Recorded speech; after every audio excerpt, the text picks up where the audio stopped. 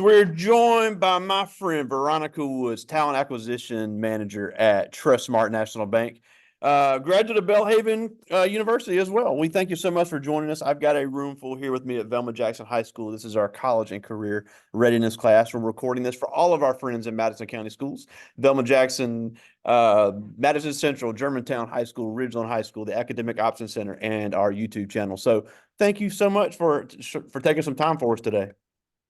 Absolutely. Thank you so much for inviting me. This is exciting. I'm always excited to share with students. I remember my high school days and some of the things I was prepared for, and a lot of it I wasn't. And, I wish there would have been more people that took time out to talk to me about some of the realities of entering the workforce and leaving high school and starting to pay bills. So I'm glad to be able to share with you guys. I do want to correct a couple of things. I am a talent acquisition specialist with Trustmark, not a manager. And I've been there for about 2 years. And talent acquisition for you guys is a fancy way to say recruiter. So I interview and hire individuals for Trustmark Bank. And I know when you guys think of bank, you think of going into a branch and tellers and branch supervisors and managers, but we have almost 3,000 employees. We have accounting, we have legal, we have lawyers, we have human resources, we have auditors, we have IT. So when you think of a bank, don't just think of a branch. It takes everything to run a bank that it would take to run the average business. I do want to share some tips with you guys, but first, how many do we have in the actual class watching now? I've got 6 with me here right now. Okay, so is it male, female, who outweighs who? 3 male, 3 female, Perfect. 4 junior, 2 senior. Okay, perfect. So I want to share some tips with you guys about entering the workforce. And I want you all to keep in mind that a job and a career are 2 different things. So when you're going for a job, like for you juniors, or even for some of you seniors, you may have had part-time jobs, or you may have gone to interviews to work for, companies where you get some hourly pay and make you a little wage. But when you think of career, I want you guys to think of long-term, something you enjoy doing, something, because if you enjoy doing it, you never feel like you're working. I love what I do. It never feels like work. I make really good money and I have a lot of fun doing what I do. I want to share with you guys also a couple of examples of some real life situations that really stopped people from getting great opportunities to work with us. And I mean, these are true, absolute stories. I won't share names. A lot of stuff's confidential, but I want you guys to understand the little things we do that will stop us from getting really good opportunities and really good jobs with really good companies like Trustmark. So I'm going to share an example with you guys. I had a young lady to do the initial phone interview, and she did great. Really great personality, really nice, presented herself well over the phone. We gave her some dress code tips and what to do and what not to do for the interview. And she showed up in person to a branch to interview for a teller position, and we call those relationship bankers. And it was her birthday. So we know that a lot of us, when it's our birthday, we pin money on us, right? We had a young lady to show up to an interview with money pinned on her. She had a tiara on her head. When you think of the princess tiara, and she walked in the branch and announced herself and said she was there for a job interview with money pinned on, wearing a tiara. So during her job interview, she was told about what we expected for dress code. And we shared with her about, we're having colorful hair and things of that nature working in the public. She pulled her wig off of her head. She took the tiara off. She pulled her wig off, and she showed the branch supervisor that was interviewing her that she had pink hair under her wig. Her natural hair was pink. Okay, I think you guys have a great idea of what she did wrong in this interview. And smart young lady, very great personality, would have been a great addition to our team. But her being so unpredictable and displaying such unprofessionalism, it just had all of us caught off guard. And obviously we were not able to offer her employment. But it's things like this that will set you apart from people that come in, present themselves well. And any job you choose, I want you all to keep in mind, you won't know everything. So when you show up, just be willing to learn, be willing to display the eagerness to be on time, be in dress code, willing to learn.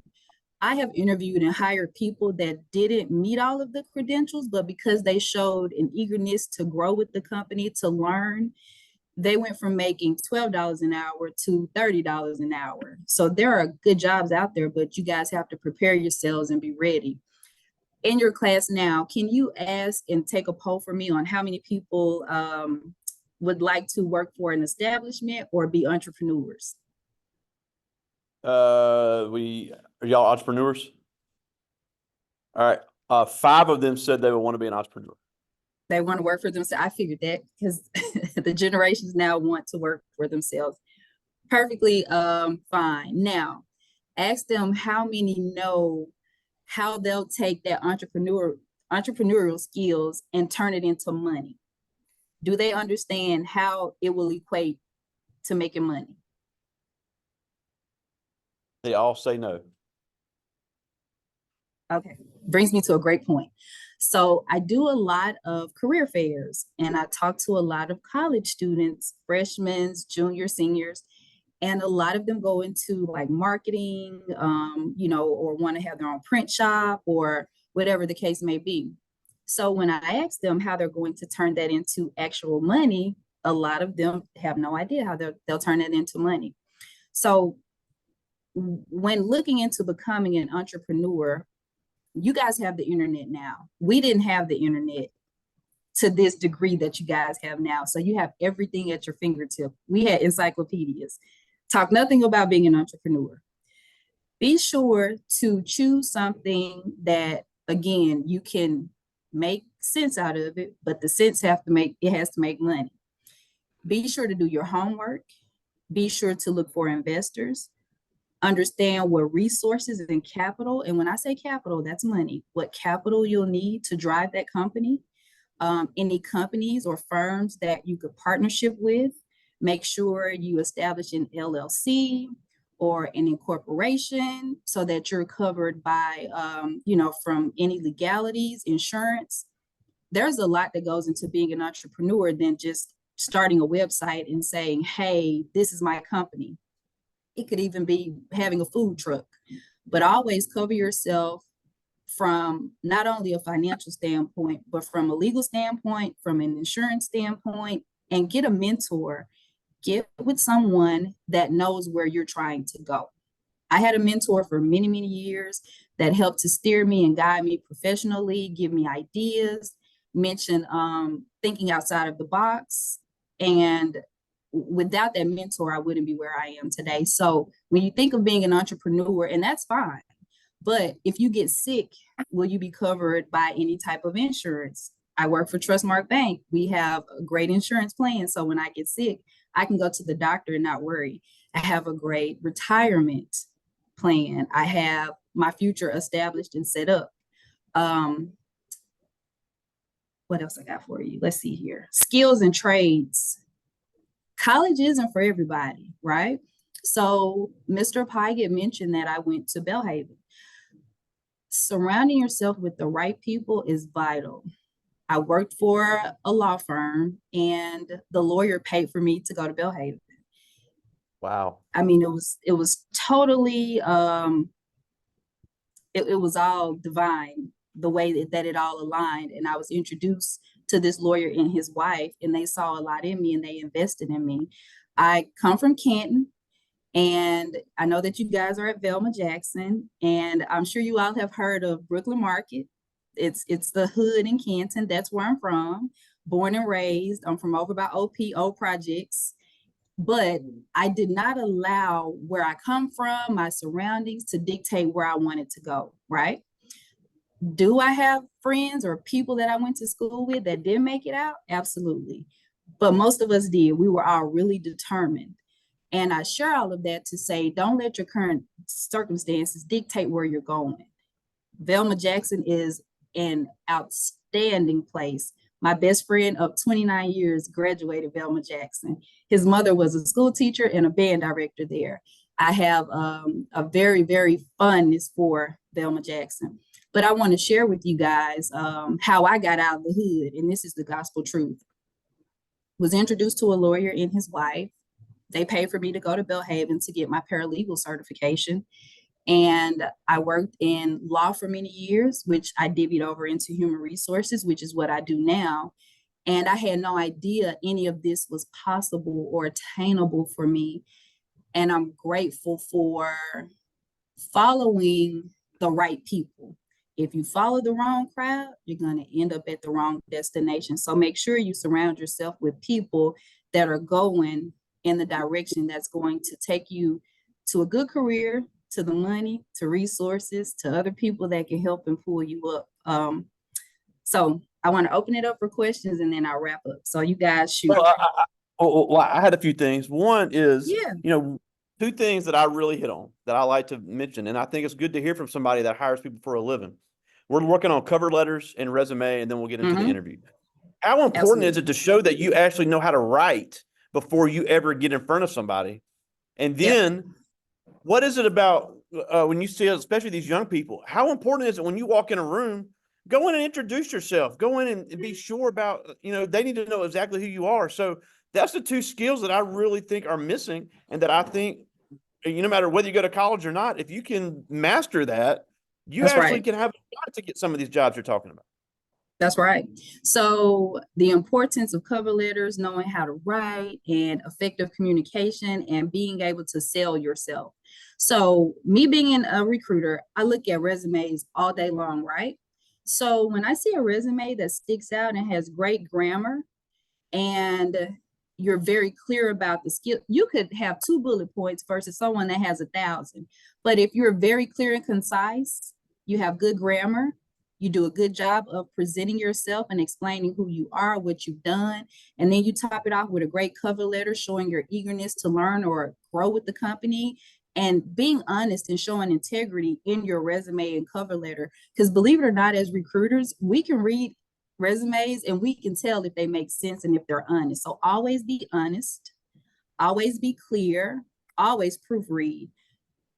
I have dismissed resumes because there were so many grammatical errors. I was afraid that if we hired this person, they would come in making errors, because it's your resume. It's speaking about you. Nobody can talk about you better than you.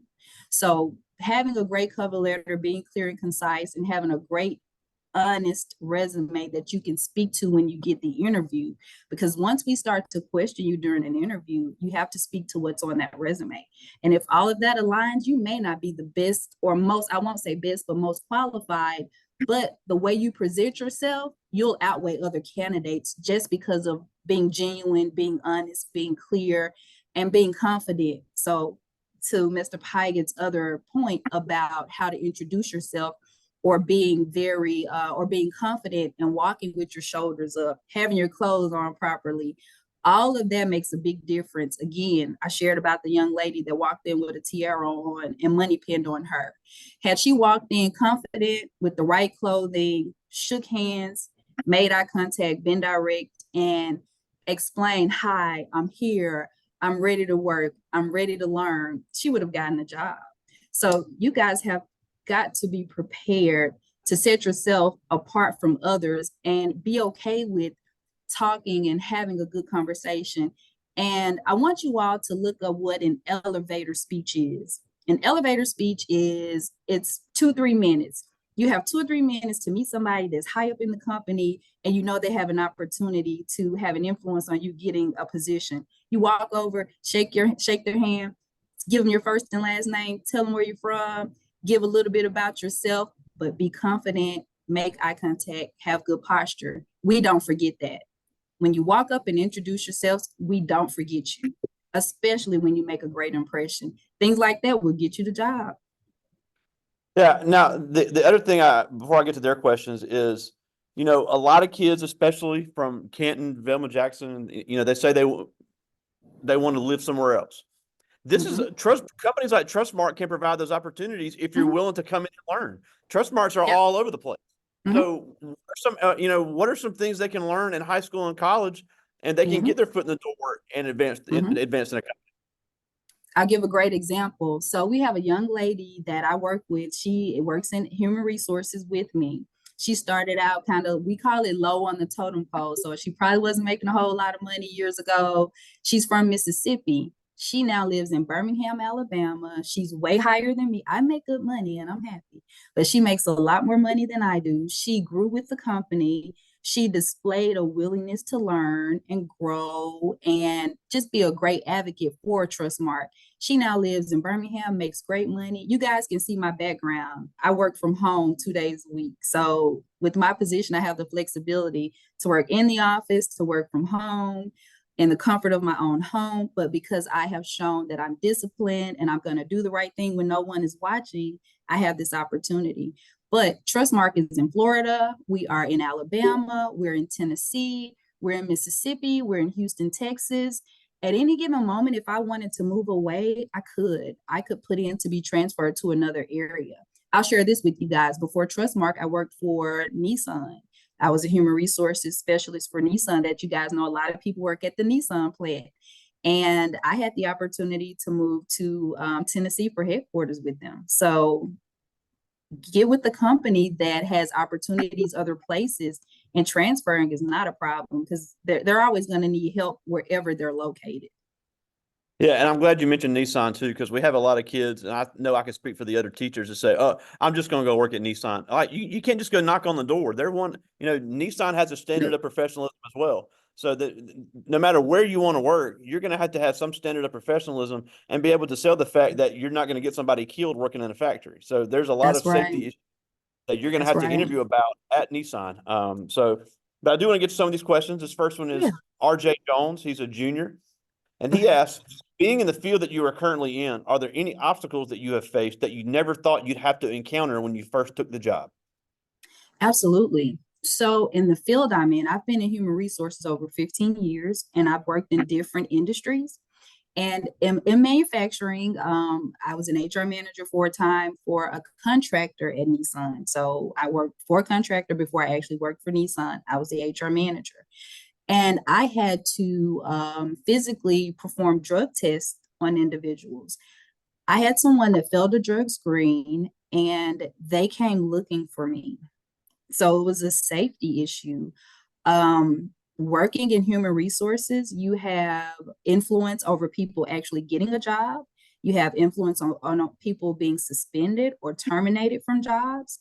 So, working in the field that I work in, I have to be very careful how I handle situations from a legal standpoint, but also from a safety standpoint.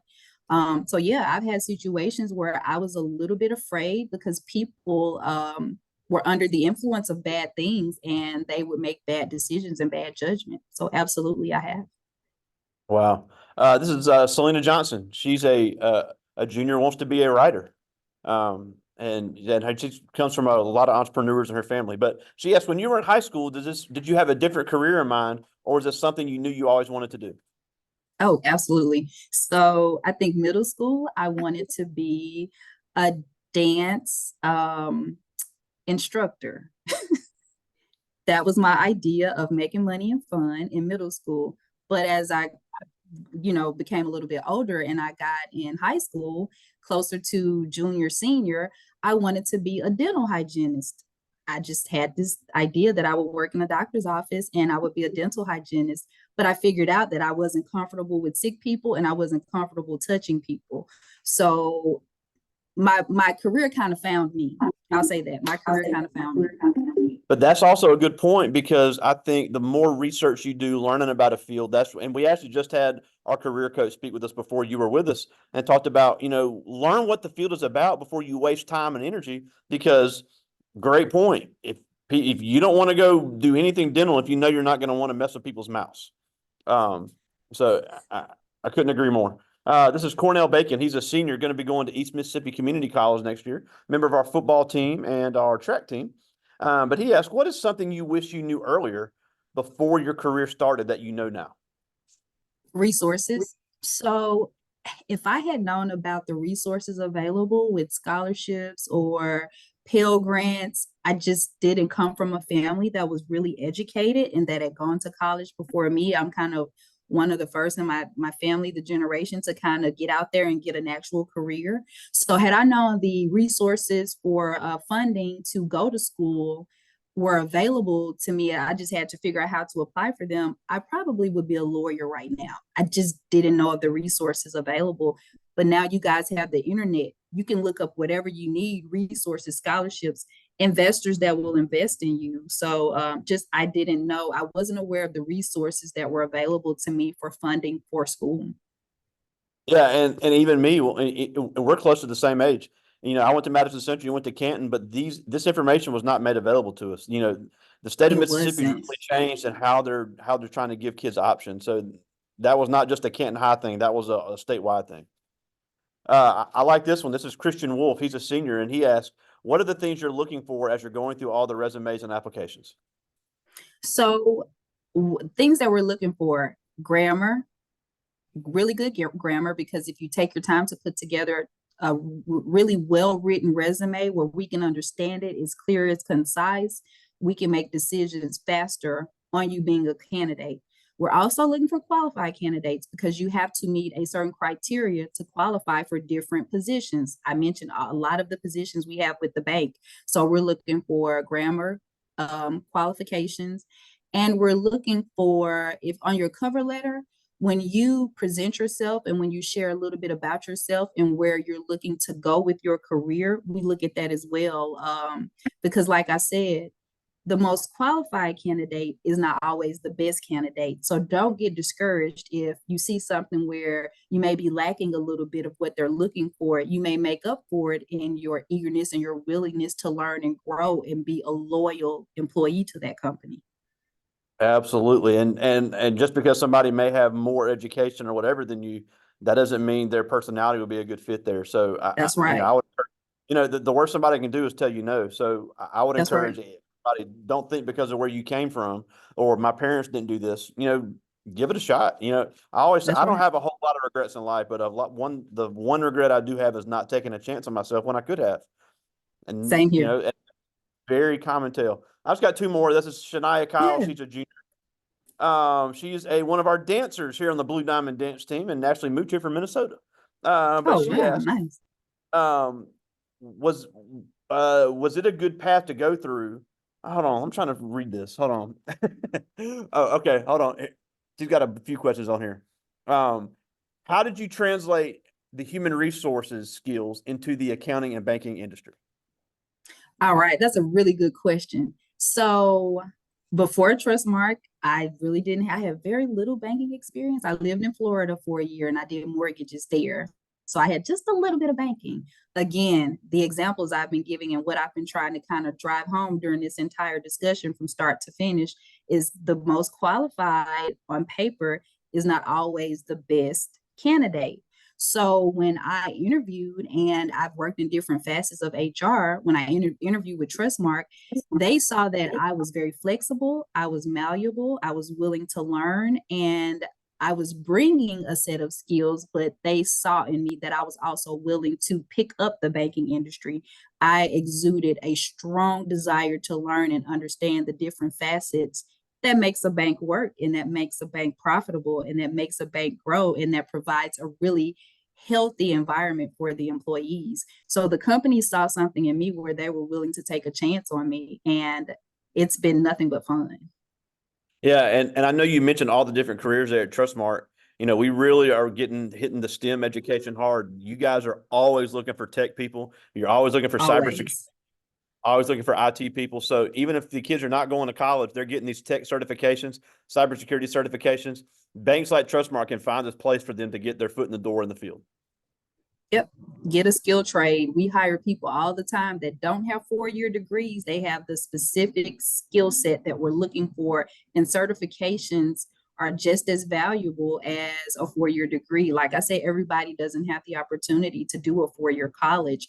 Don't get discouraged that I don't have a 4-year degree and I do pretty well.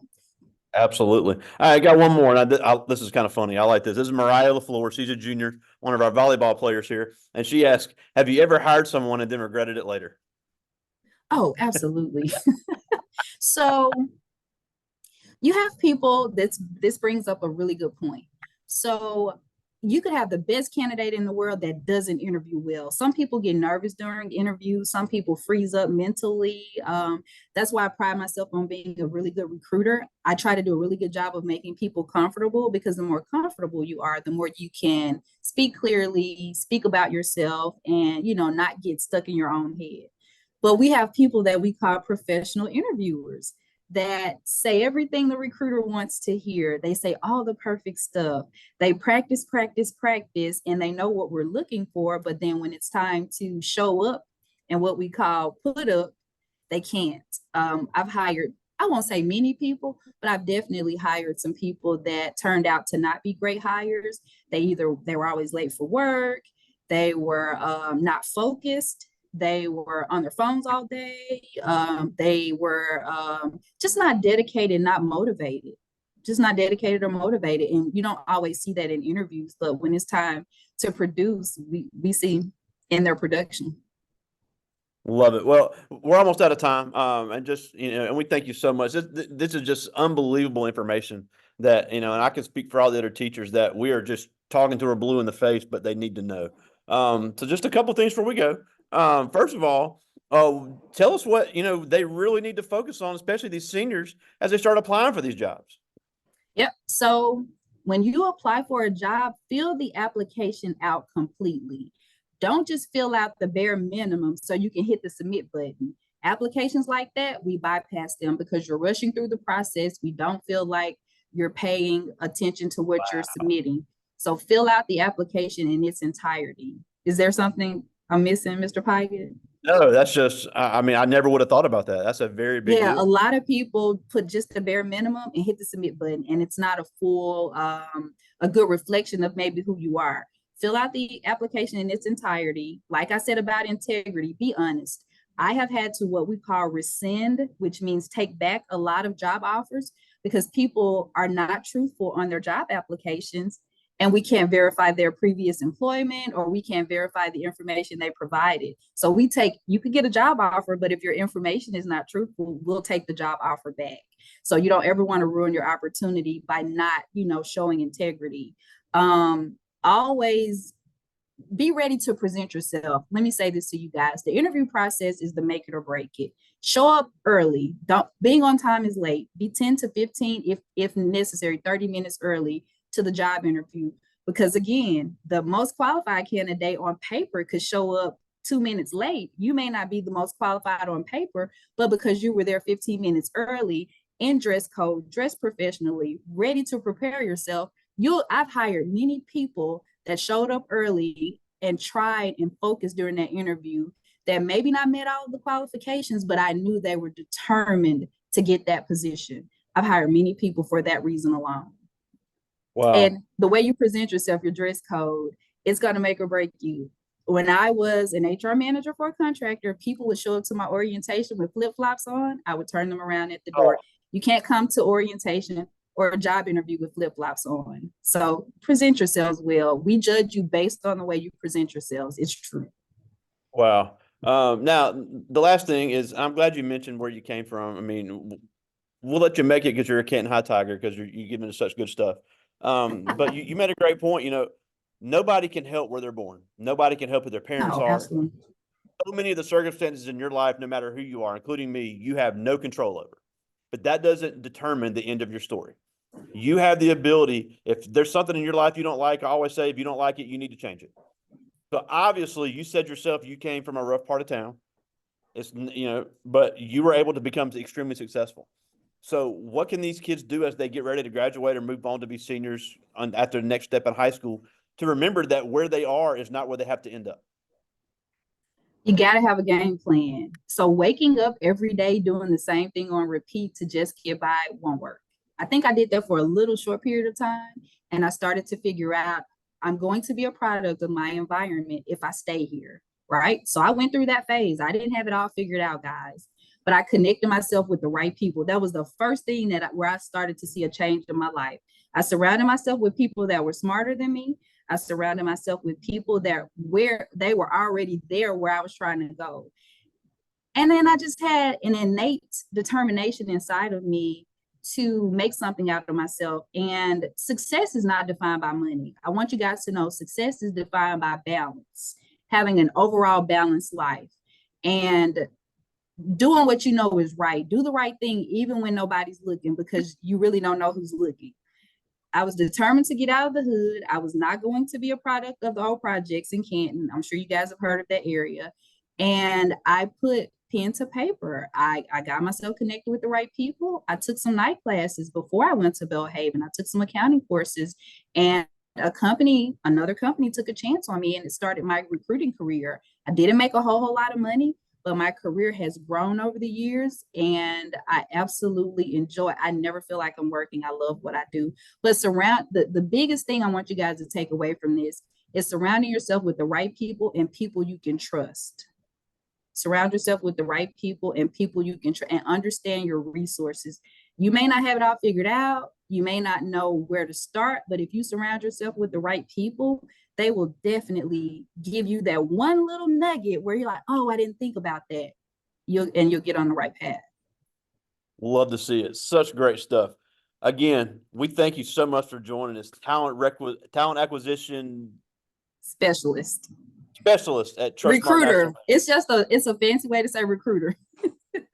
Well, and again, if anybody's interested in working at Trustmark, you guys are posting jobs all the time. It's a great field to get into, great company to work for. And entry level, we have a lot of entry levels. Once you turn 18, we have a lot of entry level positions, and we have people that started as bank tellers that are now in management positions making six figures. A lot Wow. of people, a lot. Great, great company here in Mississippi that you can move a lot of places. So great to know, great information, great stuff. Veronica Woods, thank you so much for joining us today. Thank you. Thanks for the invite. You guys be blessed. I'll talk to you soon, buddy. Bye.